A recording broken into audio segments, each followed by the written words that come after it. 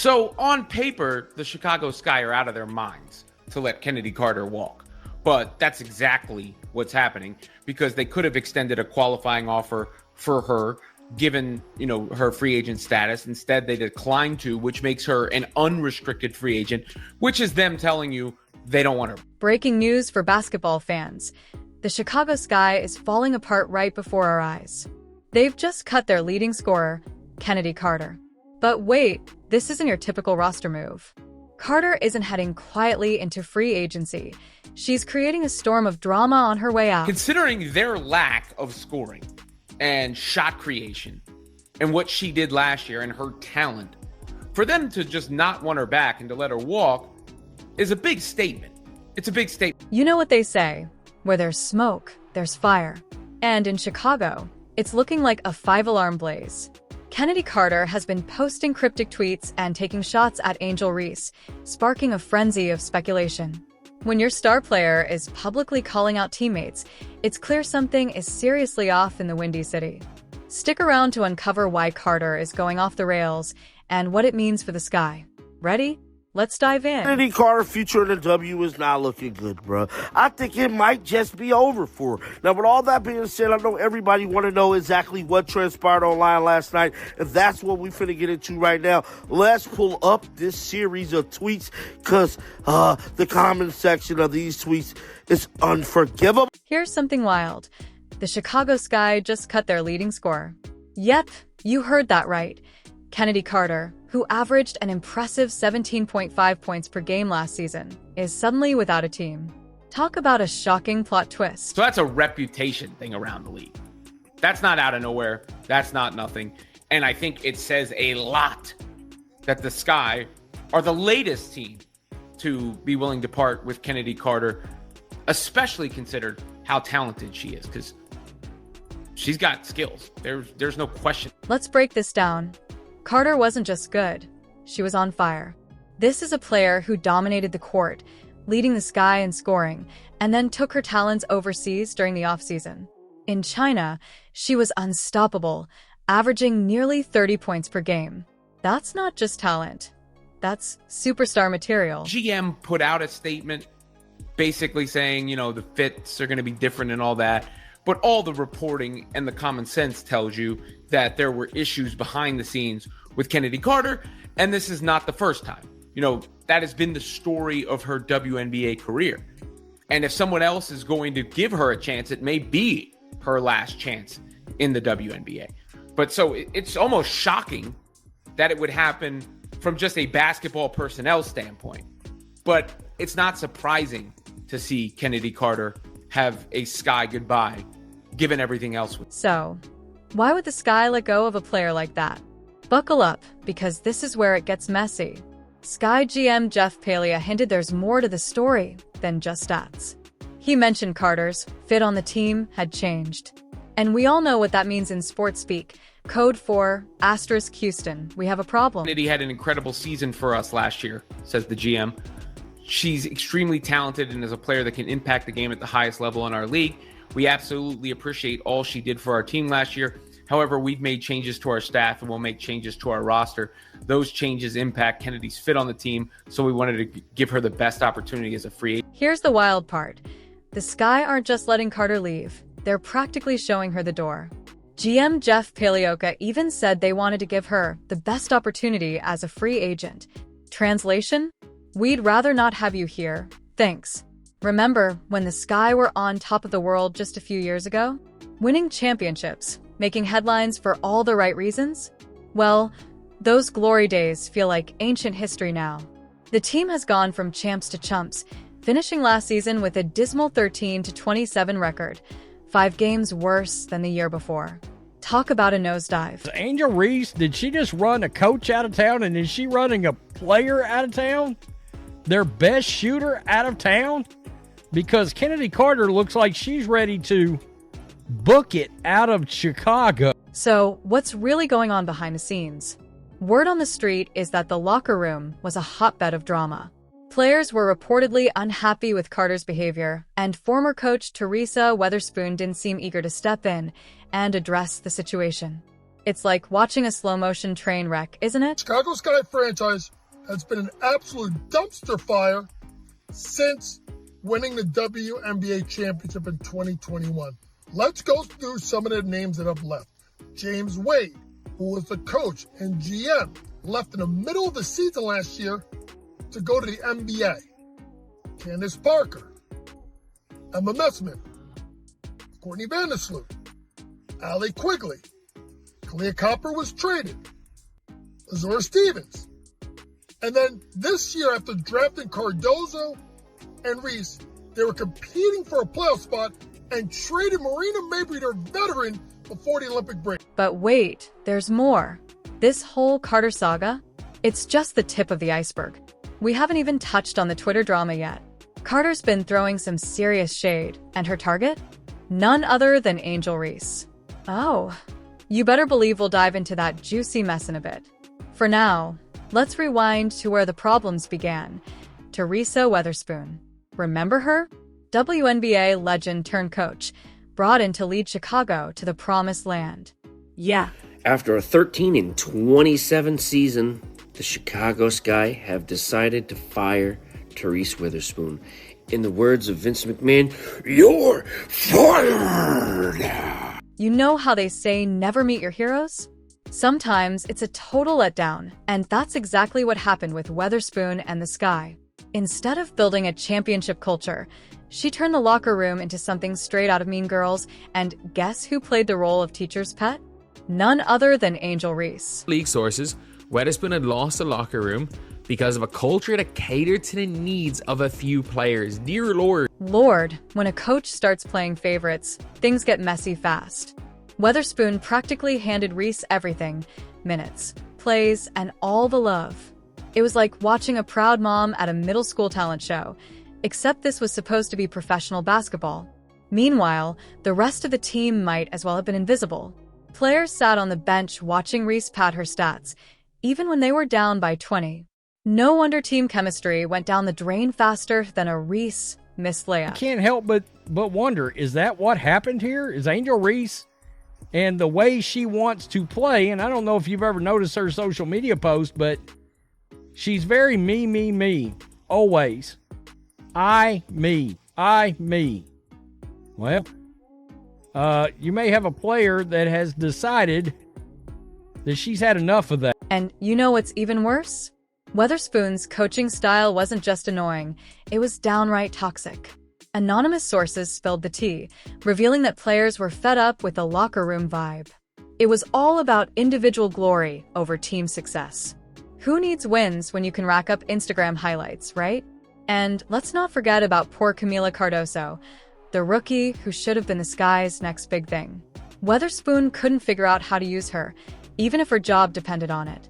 Oh wait, the development of Camila Cardoso is an underrated aspect of everything, because she didn't really shine last year because Angel got so much love, and that's not a diss. It's just, Cardoso was drafted higher and wasn't there at the beginning of the season, and they're not a perfect mix. So how they balance that, how the new coach balances that, is going to be interesting to see. You'd think a Hall of Famer would know better, but Weatherspoon's playbook seemed to consist of get the ball to Angel and wing it.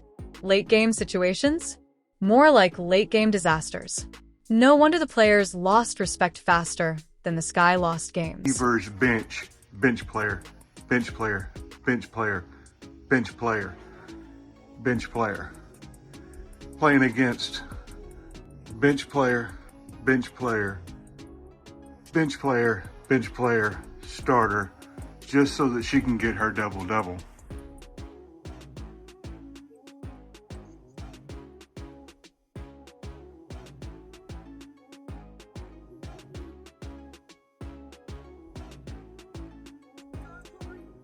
The cherry on top of this dysfunction Sunday? Weatherspoon's complete lack of discipline. By the time she got fired, the damage was already done. The Sky had gone from potential contenders to a cautionary tale. Now, the big question: what is Carter saying about Reese? Is Chennedy Carter Instagram account right here, guys. And I'm here to tell you, bruh, she been going on a little rant all night long. Now, this is the tweet right here that kind of sparked everything. She stated, I think the ability to consistently make layups just put anyone in a different tier. So important to score easy. Now, a lot of people is insinuating that this tweet is towards Angel Reese. Here's the thing about pro athletes. They love to spill the tea on social media. And when it comes to the Chicago Sky, Chennedy Carter just cranked the heat up to boiling point. You know those vague tweets that make you go, wait, what's the real story here? Well, Carter dropped a doozy that had everyone connecting the dots faster than you can say layup. Let's break it down. Carter tweeted about the importance of making layups. Seems innocent enough, right? Wrong. C. Angel Reese had been struggling with layups all season. Her success rate was a dismal 42.4%, the worst in the WNBA. That's not just bad. That's maybe you should try underhand bad. Out of 321 attempts, Reese only managed to sink 136. Ouch. It's like I've been telling y'all, bro. She has been making it her business to sneak this Angel Reese every chance she get. Now, since she's been cut, it look even more obvious. Somebody said, LOL, you ate down. Now, this tweet right here just popped up here. Somebody tried to come into the defense of her because we know she's a free agent. So, like, if you throw teammates, ex-teammates under the bus, that's going to hurt you even more. Now, contrast that with Carter's performance. Our girl was sinking more than 60% of her layups. Talk about a not-so-humble brag. It's like showing up to a potluck with a gourmet dish while your teammate brings burnt cookies. But wait, there's more. When a fan shared a graphic showing these layup percentages, Carter couldn't resist commenting. Translation for those who don't speak Twitter. You nailed it, not gonna lie, subtle as a sledgehammer, right? Look, as an organization, we just, felt it was time to make a change. There's just private issues that I think we will keep just in the Skylock room. Of course, when the speculation started flying, Carter tried to backpedal faster than a defensive guard. She claimed, I just focus on me. That was literally about me and how special of a craft it is, sure, Chennedy. You know what's wild? This Twitter drama isn't just about two players beefing. It's a symptom of a much bigger problem in Chicago. We're talking locker room tensions, favoritism, and a team culture that's about as stable as a Jenga tower in an earthquake. Now, Marina Mabry, she's already flown the coop on this team, and it was quote-unquote because of culture. Well, what happened to the culture? Who torched the culture?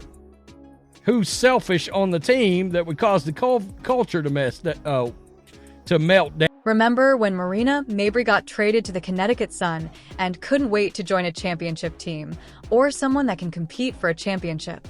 Ouch. But she wasn't done. Later, she praised Connecticut's level of discipline and professionalism, where players can just focus on basketball. Now, let's remember, this is the same Connecticut team that holds their practices in front of yoga sessions and birthday parties. And Mabry still thinks it's better than Chicago? Double ouch. It's like she was saying, thank God I'm out of that dumpster fire. There's a level of discipline and a level of professionality here where, the players just have to worry about playing basketball. A lot of things don't get down to the players, and I think that's really good. You know what they say, actions speak louder than words. But in the case of Marina Mabry, her words are speaking volumes about the mess she left behind in Chicago. When a player can't wait to gush about their new team's discipline and professionalism, you know something's seriously wrong with their old squad. But wait, there's more. Mabry didn't stop there. She went on to praise how the Suns' experienced players want to maintain a good environment and hold everyone accountable. Ouch. That's not just throwing shade. That's casting the entire Sky organization into total darkness. Obviously the players here are very experienced and they want to keep a good environment and they make sure that they kind of hold people accountable for that. So remember Camila Cardoso, the Sky's number 3 overall pick in the 2020 draft? Yeah, turns out she was about as useful to the team as a screen door on a submarine. Reports suggest her potential was completely wasted under the previous coaching regime. Instead of nurturing their top draft pick, the coaching staff was too busy playing favorites with certain players. Guess what happens when you mix a toxic locker room with wasted talent? You get a recipe for disaster that would make even the worst cook on Hell's Kitchen look like a Michelin star chef. The Sky weren't just losing games. They were losing their identity as a professional basketball team. In sports, it's a big opportunity to be a part of this rising tide that we're all experiencing. Everybody in this company's all in. Everybody in this city's all in. Remember when the Indiana Fever were the WNBA's punching bag? Well, guess what? Those days are over. In just one season, they've gone from bottom feeders to playoff contenders. And the best part? They did it without all the drama, Twitter beefs, and locker room meltdowns we've been seeing in Chicago. So, what's their secret sauce? It starts at the top. Fever President Kelly Krauskopf isn't messing around. She's all about building a strong, lasting culture, not just chasing quick wins. In her own words, I really feel like we're poised and we're set up for a great, successful next era of Fever basketball. And you know what? I believe her. There's something about the way she plays the game, her passing, her shooting, that people really identify with. I really feel like we're poised and we're set up for a great, successful next era of Fever basketball. But it's not just talk. Head coach Stephanie White is walking the walk. She's created an environment where players feel empowered and accountable. No favorites, no drama queens, just a team of ballers working together to win games. It's like night and day compared to the mess in Chicago. And let's talk about the players. You've got Caitlin Clark leading the charge, but here's the reality. She's not getting special treatment. No stat padding, no preferential plays, just pure, unadulterated basketball brilliance. Clark is bringing her A game, but she's also lifting up her teammates. That fierce competitiveness, combined with her ride-or-die support for her squad, is exactly what every team needs. Yes, we are. We're definitely in a position, and I would think that if you are a smart basketball player and you watch the way she plays, you would want to play with her. That's leadership, folks. But it's not just the Caitlin Clark show. Players like Aaliyah Boston, Lexi Hull, and Kelsey Mitchell are thriving in this new Fever culture. They're proving that you can have individual brilliance without sacrificing team cohesion. It's like they've cracked the code or something. And you know what happens when you build a winning culture? People want in. The Fever have become a hot destination for free agents. Players across the league are looking at Indiana and thinking, that's where I want to be. It's not about the glitz or the glamour. It's about being part of something special.